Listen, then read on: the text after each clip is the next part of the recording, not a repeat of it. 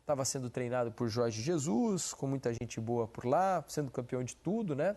E agora chega para reforçar o Flamengo. Vai ajudar muito, né, o Losetti? Vai.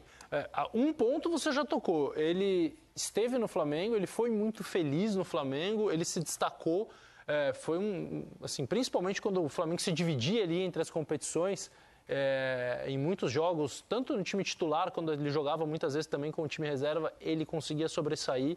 Ele sintoma de que o elenco ficou curto, com todas as lesões que o Flamengo tem e teve para esse jogo, né? Os problemas não eram poucos. Um jogo na altitude, 3.600 metros, de muito desgaste, que exige demais da parte física dos jogadores.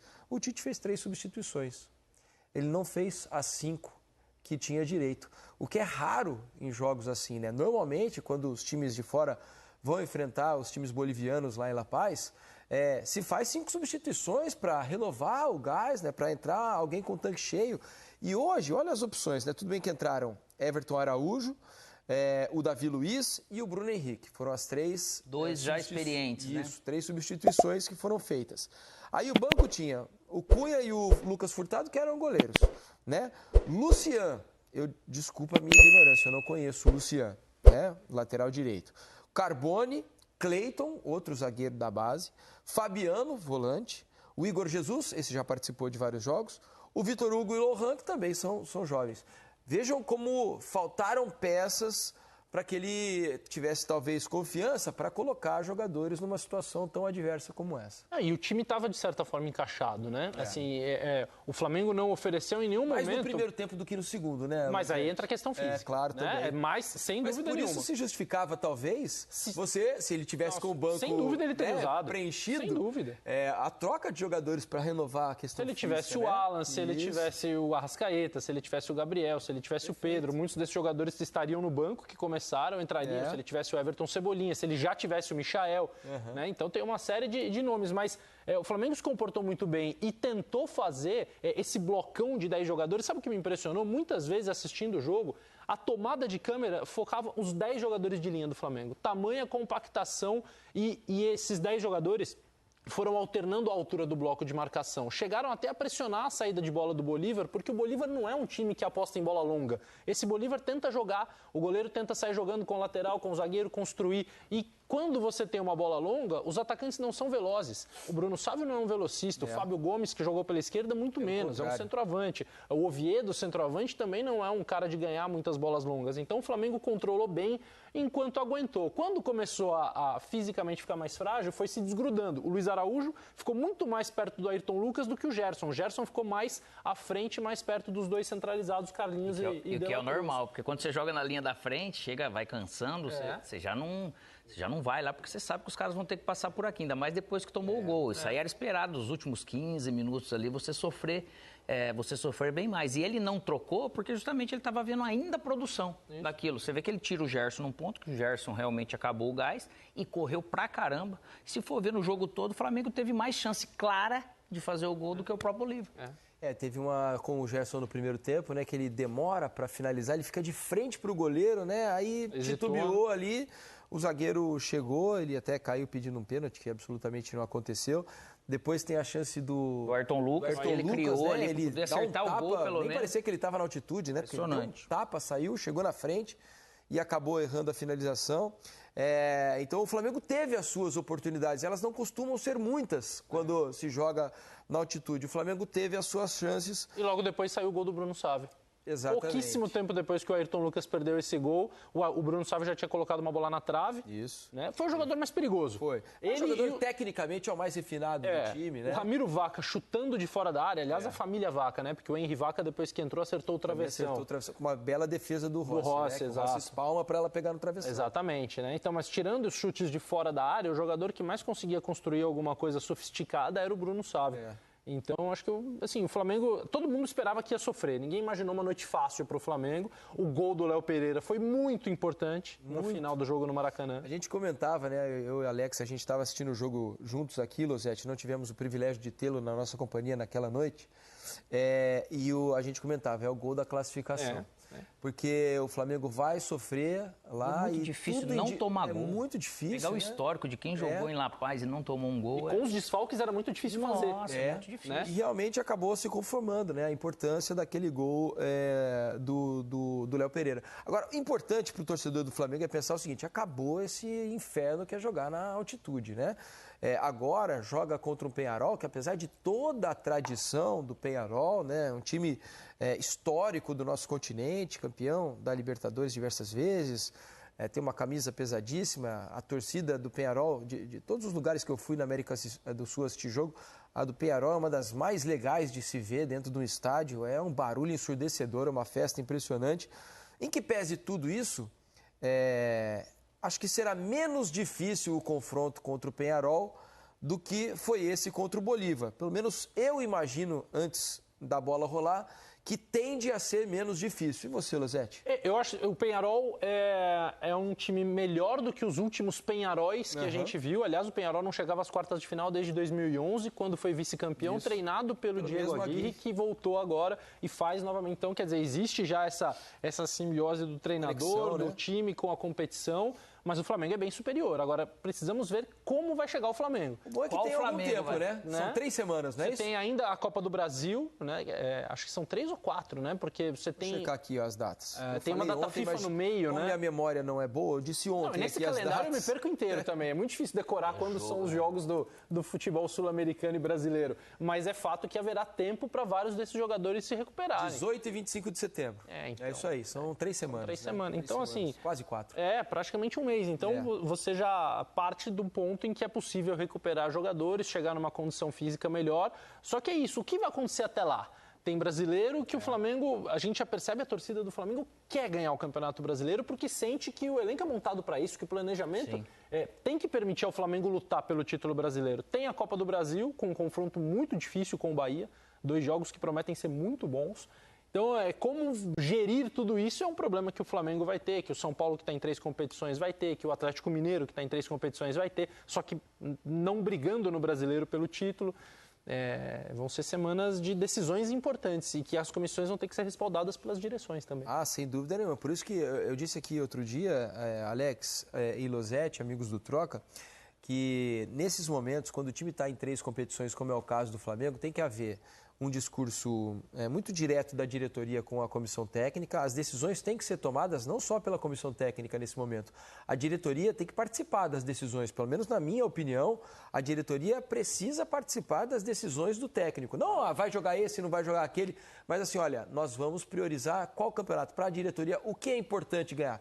O que vocês querem? As datas estão se encavalando e tal. Qual é a prioridade? Claro que a gente não vai abrir mão de nenhum, a gente vai tentar ganhar tudo que for possível. Em campo. E outra, né, Alex? Tem que ter também a comunicação com o torcedor, né? Importante. Para tudo ficar muito claro e nada fora do lugar. Se a gente for olhar, tem até esse exemplo que a gente tem visto do Corinthians, né? Uma situação totalmente diferente, um time em reconstrução e tal. Mas vai para 2 outras competições que você vai com o time reserva, não sei se o último jogo colocou o time principal, e você acaba passando. Você comemora, naturalmente. Não é que você quer ir lá para perder. Mas eu preciso realmente priorizar nesse ponto. Eu preciso poupar, vou poupar realmente aqui e vou focar no brasileiro. E o Flamengo está desse jeito também, porque ele tem que ver também a questão de toda a análise que você precisa ter fisiológica. E o torcedor ele vai ter que compreender isso em algum momento. E o torcedor se torna importante, porque às vezes você vai fazer um time mais alternativo, ainda mais o Flamengo que tem mais meninos, apesar que vai chegar... Está para chegar 3 contratações, pelo menos agora. Uma confirmada, que é a do Michael, que é do Michael, e se chega naturalmente, reforça, sim, ajuda demais. E ao mesmo tempo, eles têm que entender que a gente não sabe, Zé, a gente até comentou ontem e você falou, futebol eu posso melhorar nessas semanas ou eu posso piorar. Sim. Né? Os resultados no Brasileirão, eles podem me ajudar e condicionar nessa melhora e meus adversários a mesma coisa. Então, o foco é no próximo jogo agora. O que eu tenho de melhor para esse próximo jogo para poder não expor ninguém? Não é questão de expor, só de poupar mesmo, assim, se o cara tem condição de jogar, ele tem que jogar. Porque ele está brigando em todas. Então, como é que eu vou abrir mão de algo agora? Mas tudo que acontecer, o torcedor ele vai ter que estar junto, porque realmente fazer a campanha assim, quando você abre mão e perde, o torcedor não gosta, né? Vem a cobrança e tudo. Então, o futebol aqui no Brasil não perdoa se você perder. A inscrição para novos jogadores agora, para as quartas de final, Losete, sabe disso? Tem que haver, tem que haver, sempre. Porque sempre se os reforços chegarem, né? Por exemplo, o Michael já tem condição, me parece, de estrear no final de semana, né? Sim. Pelo Campeonato Brasileiro. Se houver inscrição para as quartas de final, que eu me lembro que para a semifinal certamente tem. Eu não me lembro se para as quartas se abre para as oitavas, né? Como foi agora, muitos times trocaram até 5 jogadores. Eu não me lembro se nas quartas abre uma janela, a gente vai checar aqui. Também a partir das quartas, né? Eu também não tenho essas Como é que é, gente? Abre sim também, né? Então também tem a janela aberta para inscrição para as quartas de final. Então o Flamengo está tentando a contratação do Plata, né? Gonzalo Plata, que é jogador de beirada, né? Do Al-Sadd. O Corinthians já estava negociando e tentando ao mesmo tempo, né? E o Carlos Alcaraz, que não é o tenista, Losete, você que pensou aí meio rapidamente, mas ele vem com a raquete? Não é o tenista, mas se vem nessa Carlos fase, Alcaraz. tudo bate na mão, é pênalti, ele vai jogar com a mão, não dá. O Alcaraz é um meia argentino que está no Southampton, da Inglaterra. Pode até incluir o Vitor Hugo nesse jovem ainda. 20 anos, eu acho. Saiu recente, né? Mais um desses que saem muito cedo, com uma expectativa muito grande. Vender, né? E são 2 jogadores que estão em pauta, né? Ao mesmo tempo, o Flamengo tem negócio, parece que deu uma esfriada no negócio do Fabrício Bruno, né? Mas é um jogador que está em constantes negociações aí para de repente sair. Se falava em Rennes, agora da França. A questão do Wesley, aparentemente também a Atalanta já desistiu, né? Não se sabe se vai se reabrir essa negociação em algum momento ou se pinta outro interessado. Então, é importante a chegada de jogadores para agregar, né, fora aqueles que estão machucados, porque vão ser importantes nessas 3 competições que o Flamengo tem. O fim da janela no futebol europeu ele vai determinar muita coisa, embora depois tenha também os países, os clubes árabes, né, do futebol árabe. O Oriente Médio é um mercado cada vez mais ativo e pega muitas vezes jogadores que não vão à Europa, né? Então você tem primeiro o fim de janela e depois você vai sofrer mais um pouquinho ainda com a questão da Arábia. Mas o Flamengo é um clube que assim, consegue se organizar bem financeiramente. Tem um elenco curto, concordo contigo. Talvez não fosse curto se tivesse as prioridades eu acho que definidas ele não era de forma curto, diferente, né? E também com o número de lesões. Eu acho que se mostrou nesse momento. Mas para 3 competições em nível muito alto, ele é curto. Porque é muito difícil você conseguir levar. Não tem como, os times vão sofrendo, vão se caracterizando, vão perdendo. São 24 jogadores importantes que podem ser titulares, só que daí você perde algo realmente... Ele fica faltando, mas é alta qualidade, né? Porque não é só a questão de você conseguir escalar 11 grandes jogadores, mas como é que eles vão estar fisicamente? Isso. Porque tem hora que não adianta. Você coloca o jogador em campo e ele é um grande jogador, ele é um jogador de topo de prateleira no futebol brasileiro, mas ele não vai render. Se ele jogar quarta, domingo agora em agosto, numa pegada... E o Flamengo repetiu muito o time no começo do ano, né? Sim. Vai lembrar que aquelas primeiras rodadas, mesmo no campeonato estadual, não no comecinho, mas depois, quando embalou ali e chegou na reta final para disputar título, era um time que repetia muito a escalação. Então, tudo isso você vem trazendo da temporada toda. Precisa contratar. Eu acho que o Flamengo precisa reforçar e ainda alguns dessas setores. Contratações, é óbvio que o Michael ele vai chegar, não vai sentir nada de adaptação porque viveu anos aqui.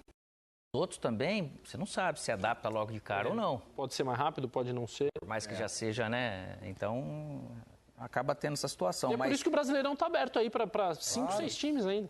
Claro. Só para trazer a informação precisa, então, são 3 trocas permitidas antes das quartas de final e mais 3 trocas antes das semifinais. Lembrando que a janela de transferências, essa é um fator limitador, né? Que a janela está aberta até o dia 2 de setembro, né? Estamos no dia 22 de agosto, então tem praticamente aí mais 10, 11 dias para as equipes contratarem reforços aí pensando no restante da temporada. Quem será que deve estar mais próximo de um retorno aí desses lesionados, né? Tem a Arrascaeta, quem certamente fora estão Cebolinha e Vinha, né? Isso. Os outros têm possibilidades de recuperação para as quartas de final, certamente, mas para logo mais ninguém, né? Eu acho que o mais deve ser pela lesão, de repente, o Arrasca.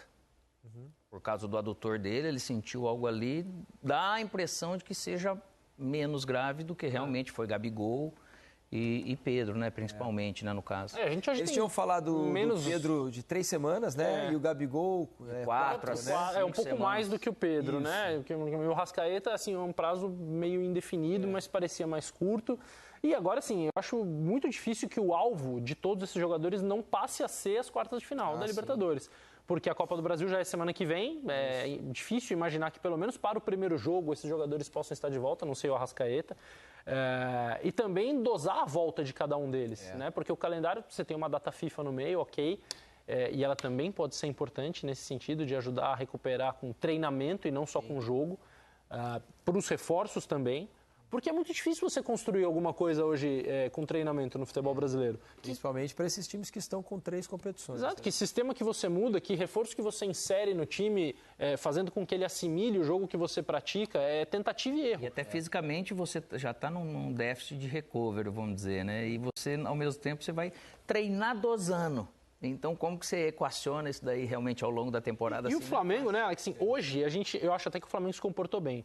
Mas neste momento da temporada, fim de agosto, indo para setembro, eu esperava o Flamengo com um padrão melhor de jogo. Sim, produzindo mais, né? A despeito do jogo de hoje, que não entra nessa análise, do calendário muito cheio para o Flamengo e para outras equipes, eu imaginei que o Flamengo fosse um time mais regular no seu padrão de atuação. Ele é capaz de grandes jogos, como contra o Palmeiras na ida da Copa do Brasil, e de jogos muito ruins, como os que fez na sequência daquela partida, até o jogo da volta mesmo contra o Palmeiras. Então, é um time que ainda oscila mais do que eu imaginava e tem aí algum tempo para tentar resolver isso. O jogo difícil do Flamengo vai ser o próximo agora, jogo que é domingo?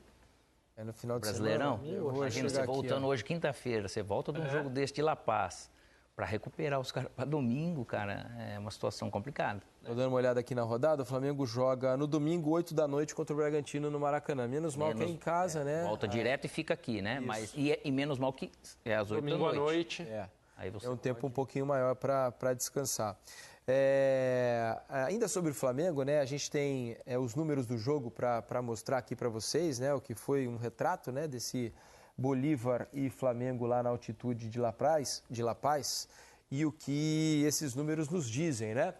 Posse de bola, por exemplo, 61%, né, do Bolívar, 39% do Flamengo, não dava para ser diferente. Finalizações, mais que o dobro do Bolívar, 22-8, 7 finalizações no alvo, né? Veja como o Rossi trabalhou bastante, né? Foram 6 defesas, pelo menos, do Rossi, contra apenas 2 do Flamengo.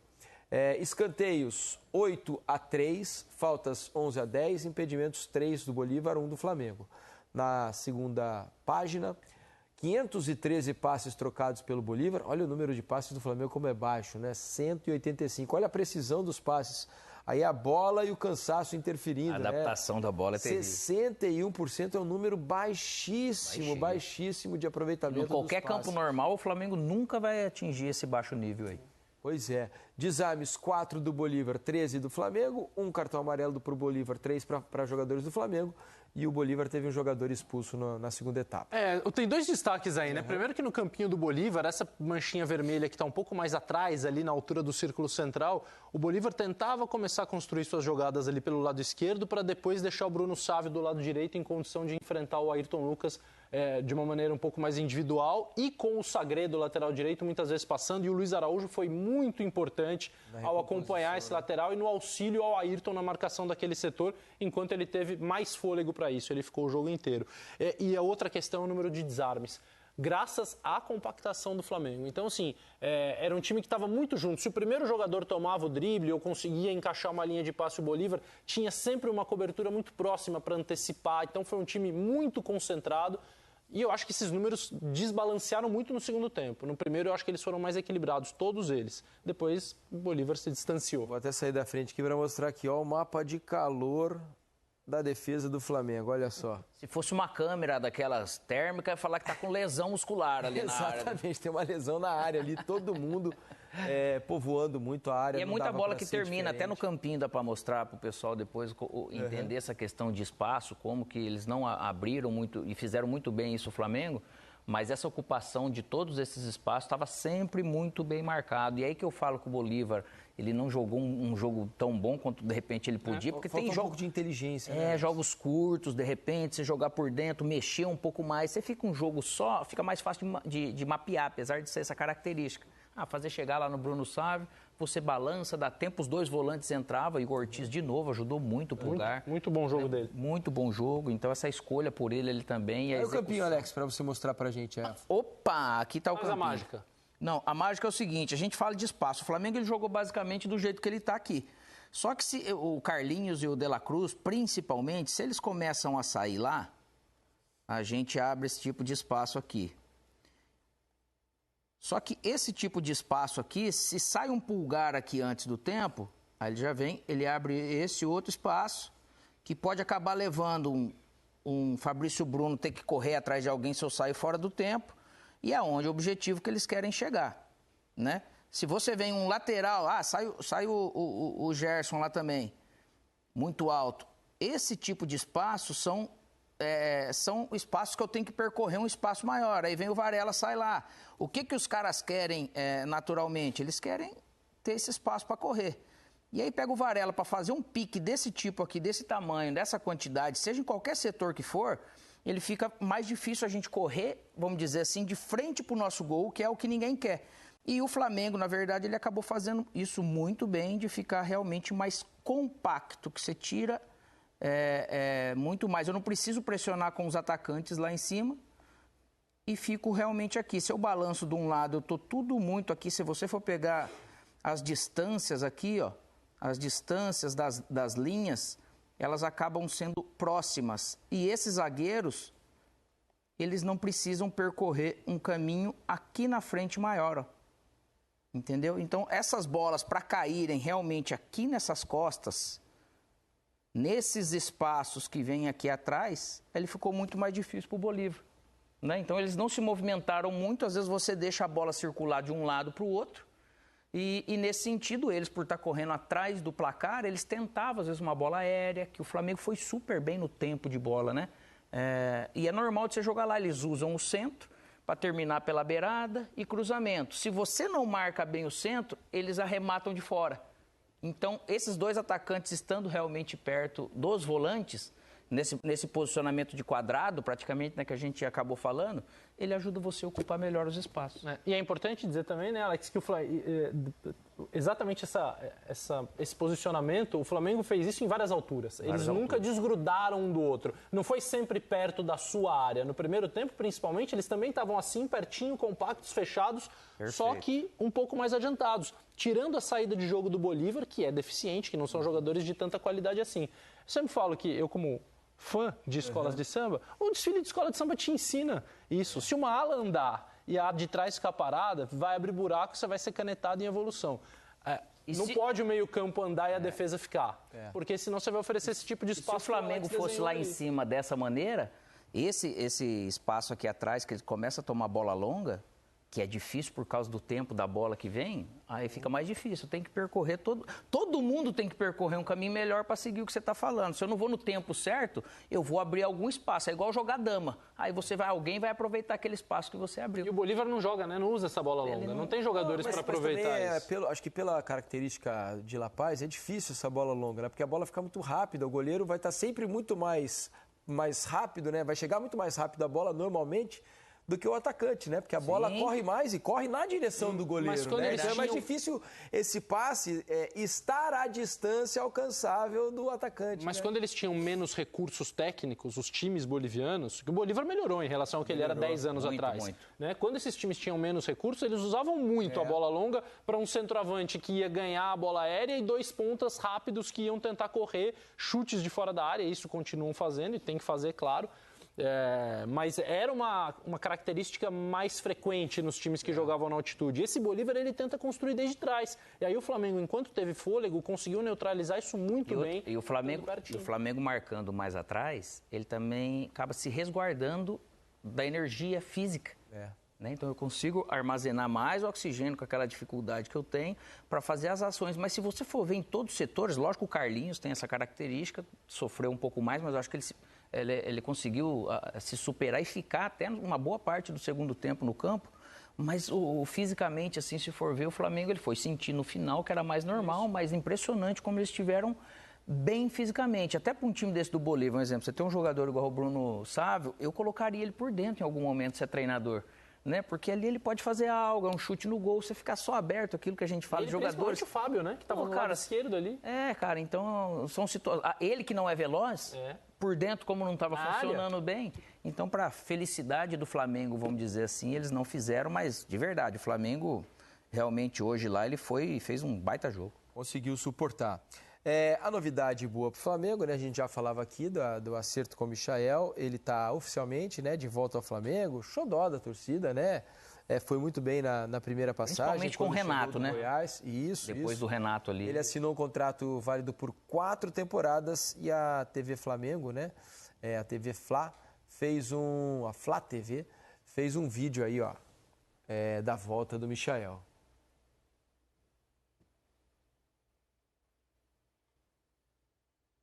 Olha lá. Grande contratação, hein, cara? O jogador pode fazer essa diferença pela beirada ali, que para todo o time ajuda, assim, um desafogo, drible, né? Veio do Al Hilal, né? Tava jogando lá com o Neymar. Neymar não tá jogando, mas estava treinando com o Neymar. Estava sendo treinado por Jorge Jesus, com muita gente boa por lá, sendo campeão de tudo, né? E agora chega para reforçar o Flamengo. Vai ajudar muito, né, o Losetti? Vai. Um ponto você já tocou. Ele esteve no Flamengo, ele foi muito feliz no Flamengo, ele se destacou.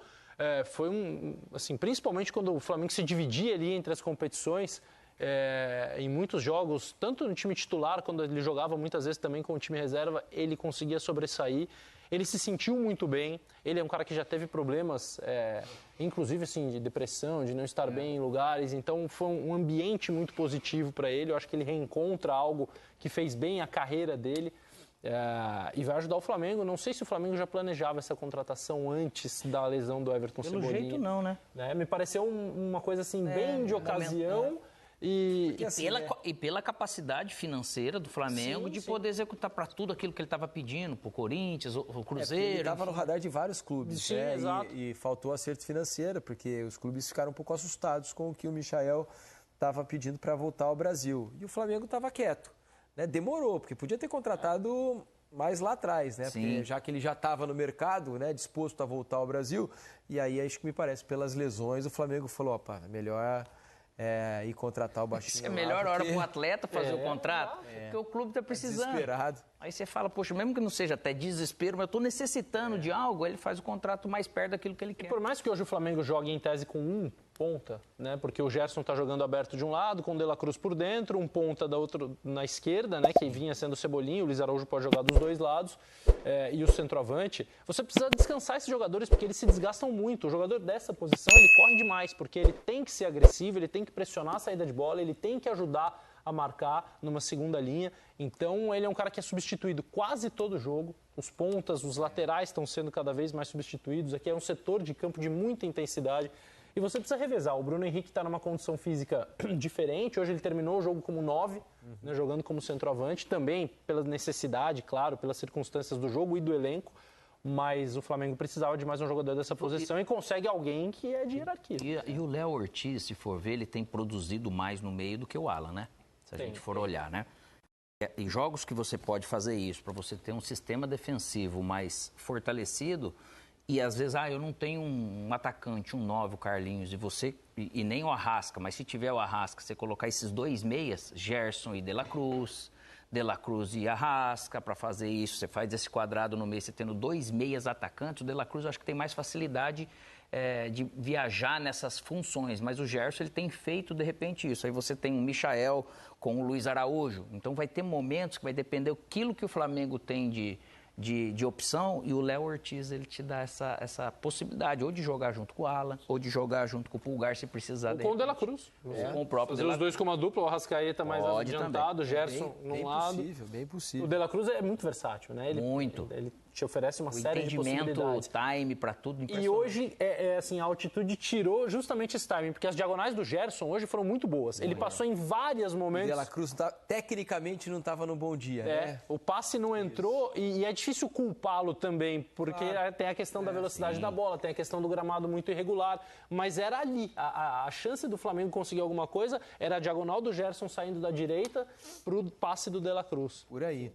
Olha, o time sub-20 do Flamengo, né, que é campeão da América, vai jogar contra o Olympiacos da Grécia, que é o campeão da Europa.